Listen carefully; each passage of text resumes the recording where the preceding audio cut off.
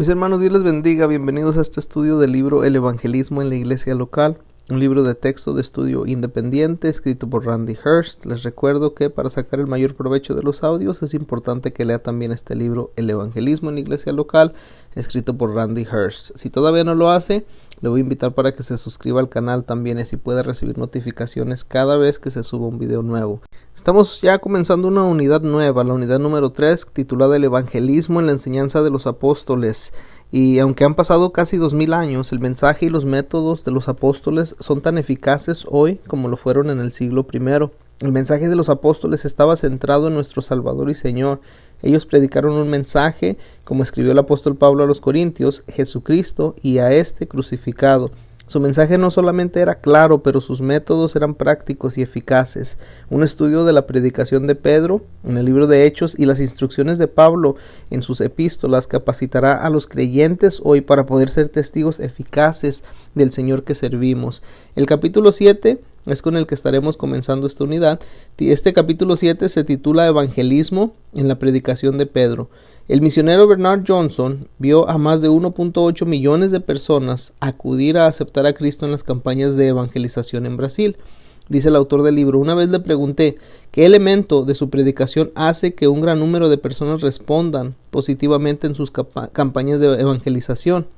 Pensé que Bernard respondería algo como la confirmación a la palabra con las señales que la seguían, o muchos milagros habían ocurrido en sus campañas evangelistas.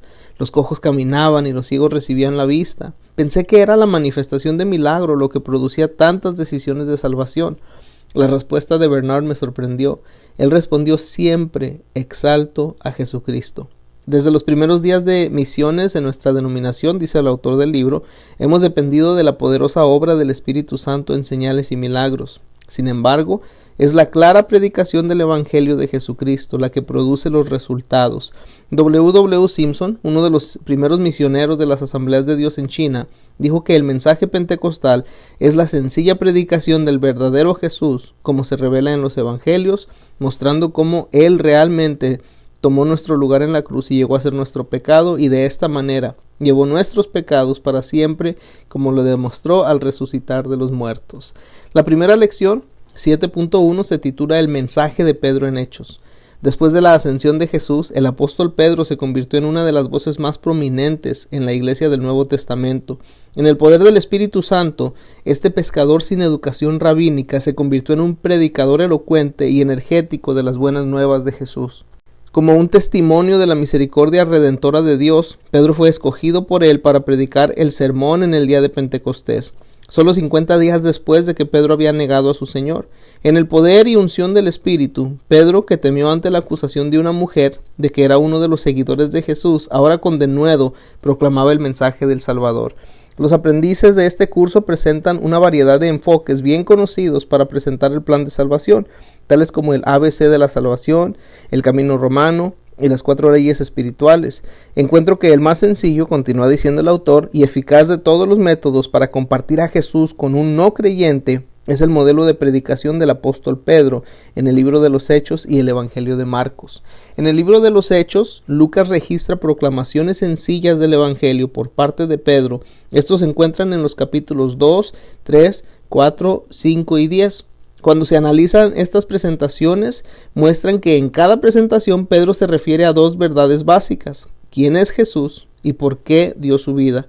Una presentación similar de estos puntos se halla en el Evangelio de Marcos, que es probablemente el registro de Marcos de la predicación apostólica de Pedro. El primer tema clave es el día de Pentecostés.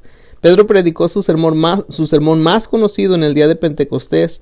Los componentes claves del pasaje en cuanto a quién es Jesús y por qué dio su vida los vamos a leer a continuación.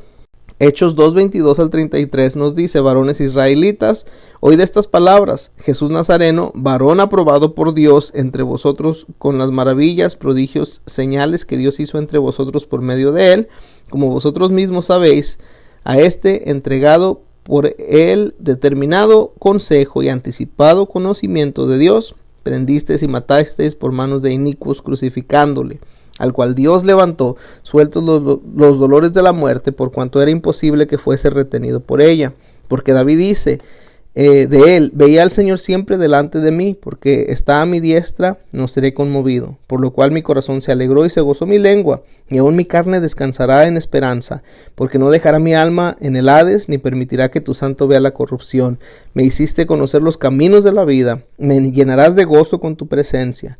Varones hermanos, continúa Pedro diciendo, se os puede decir libremente del patriarca David, que murió y fue sepultado, y su sepulcro está con nosotros hasta el día de hoy. Pero siendo profeta y sabiendo que con juramento Dios le había jurado que de su descendencia en cuanto a la carne levantaría al Cristo para que se sentase en su trono, viéndolo antes, habló de la resurrección de Cristo, que su alma no fue dejada en el Hades, ni su carne vio corrupción.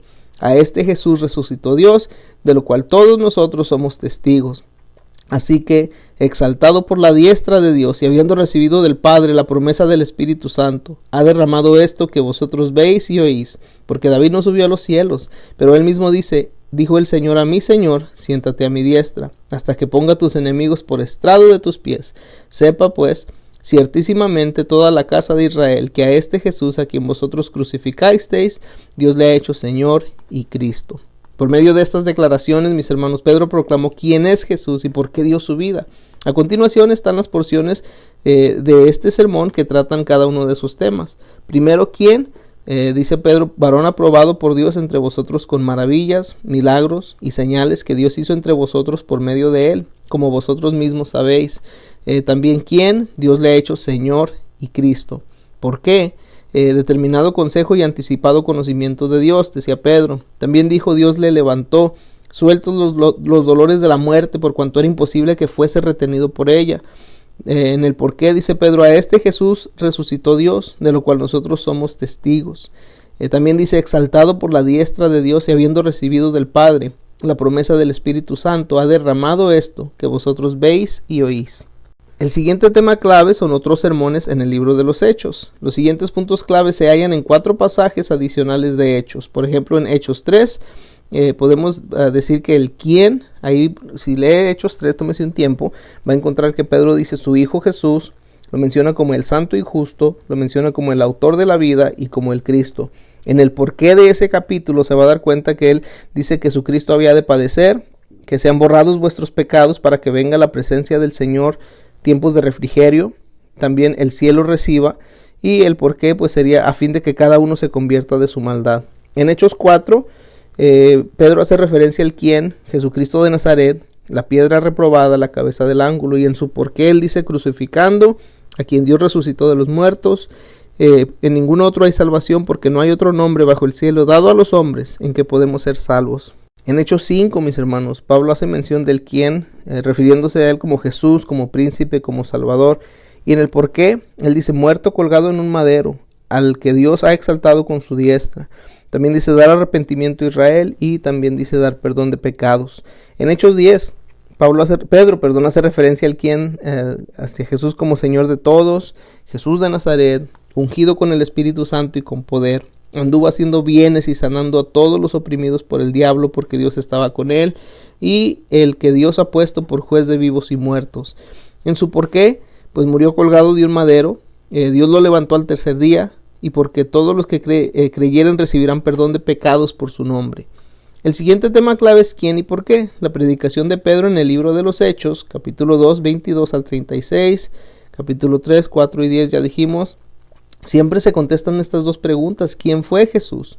¿Por qué dio su vida? Les repito, ¿quién fue Jesús y por qué dio su vida? De ahí vemos esos ejemplos que le di. Al estar preparados para conversar sobre estas dos preguntas, eso le va a capacitar a una persona para compartir eficazmente a Cristo con el no creyente. La primera pregunta, ¿quién fue Jesús? Al conversar con el no creyente sin trasfondo cristiano, sugiero concentrarse primero en la pregunta ¿quién fue Jesús? Y hacerlo en un contexto histórico. Hablar de Jesús encarnado en forma humana 2000 años atrás, antes de llegar a quién es Jesús, el Cristo vivo y resucitado. Cuando se comparte el mensaje de Jesús con un no creyente, es importante no solo comunicar quién fue Jesús, pero también lo que él no fue. Y es que, mis hermanos, en los últimos años Jesús ha recibido atención de los medios. Historias de portadas acerca de Jesús han aparecido en muchas revistas de noticias nacionales, programas de televisión y miniseries se han hecho acerca de él. Relatos de la vida de Jesús por medios seculares casi siempre presentan a Jesús como un personaje ficticio. Aun cuando se le muestra como un personaje histórico, se le representa como un gran maestro o hasta un profeta, pero solo un hombre. Jesús fue mucho más que un maestro y profeta.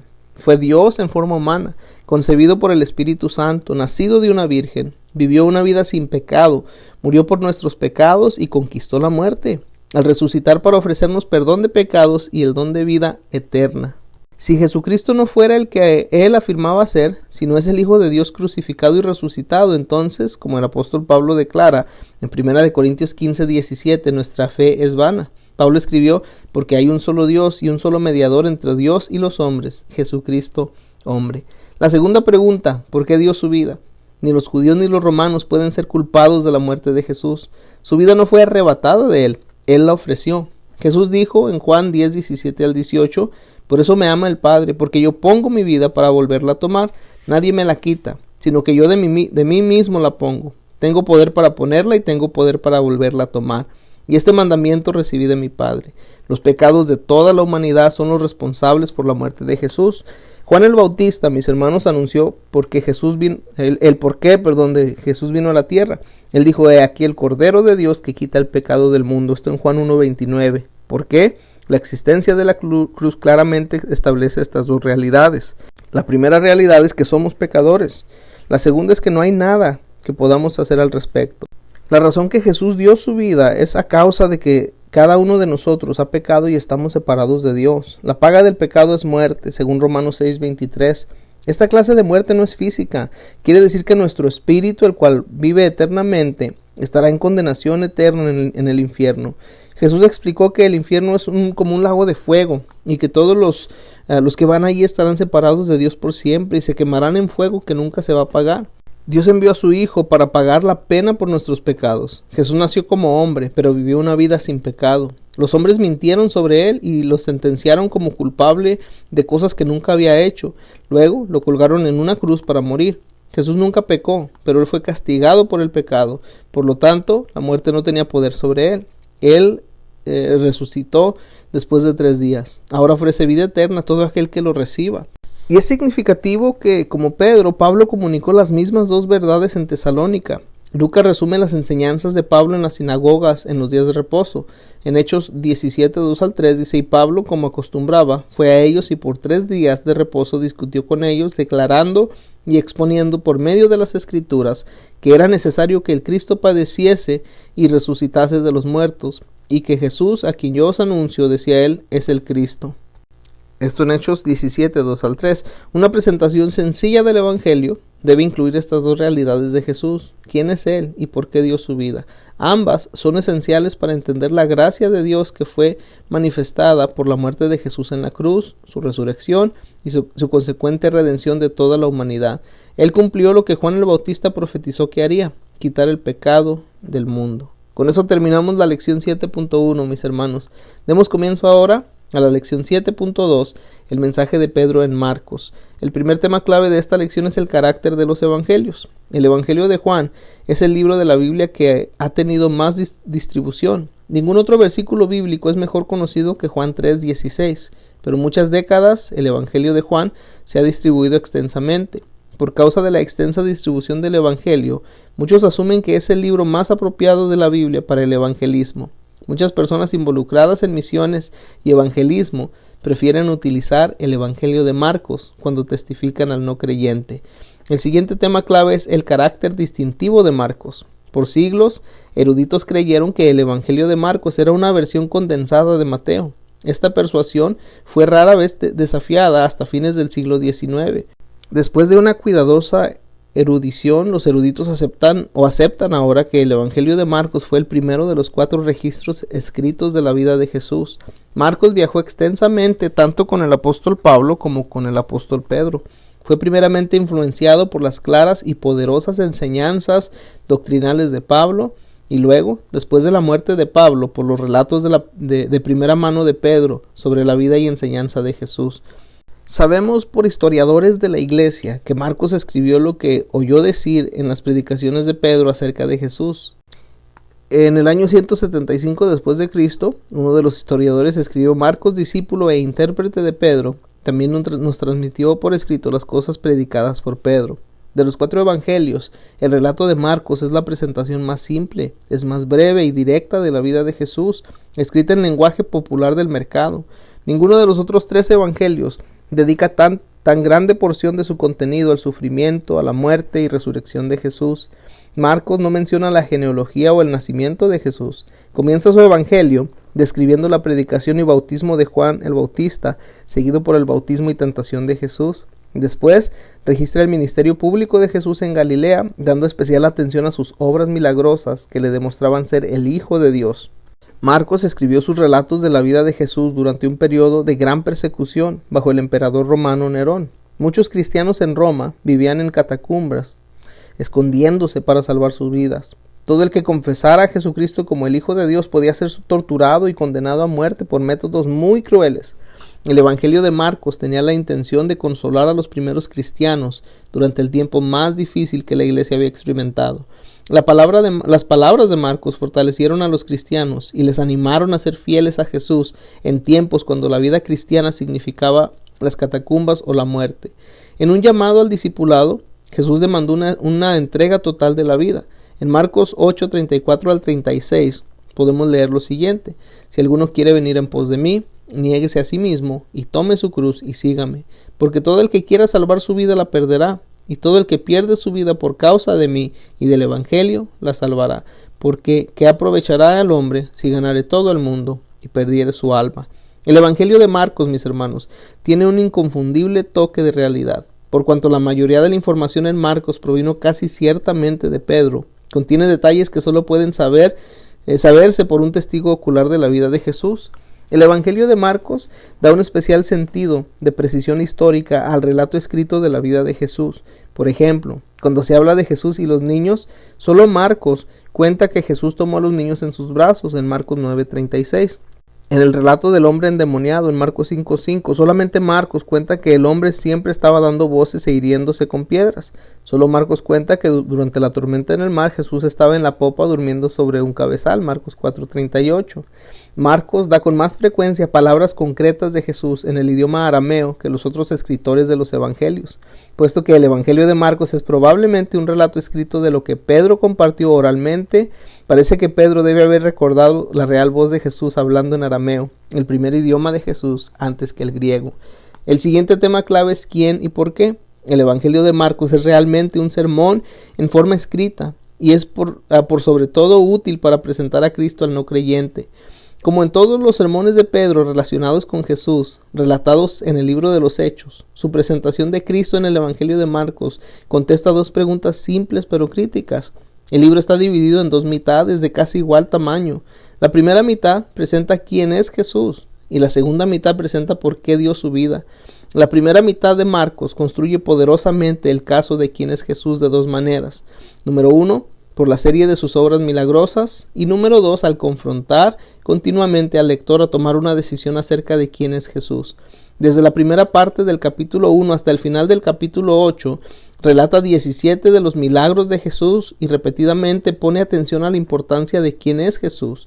En la primera mitad del Evangelio de Marcos, la palabra quién se usa con frecuencia. En el primer capítulo, Marcos declara que Jesús es el Hijo de Dios. Hasta los demonios daban testimonio. Sé quién eres, el Santo de Dios, Marcos 1:24. Jesús no dejaba hablar a los demonios porque le conocían, Marcos 1:34. Y en Marcos 2:7 los escribas dijeron: ¿quién puede perdonar pecados sino solo Dios? En el capítulo 4, después de que Jesús calmó milagrosamente la tormenta, los discípulos se preguntaban unos a otros: ¿quién es este que aún los vientos y el mar le obedecen? La culminación de la presentación de Marcos acerca de quién es Jesús finaliza en el capítulo 8. Salieron Jesús y sus discípulos por las aldeas de Cesarea de Filipo. En el camino preguntó a sus discípulos diciéndole: ¿quién dicen los hombres que soy?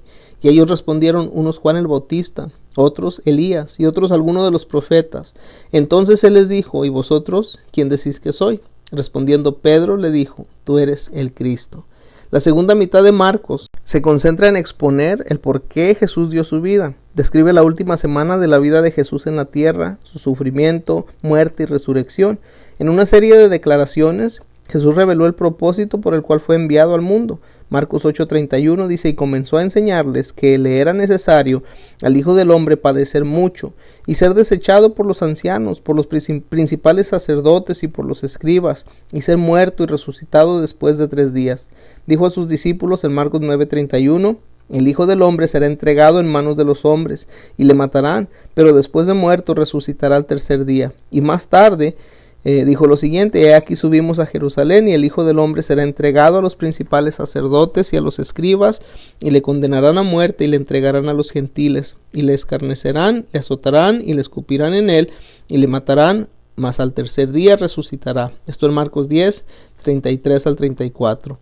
Y el último tema clave son las confesiones. Además, en Marcos se encuentran 3 dramáticas confesiones. En el primer versículo, Marcos confiesa a Jesús como el Hijo de Dios.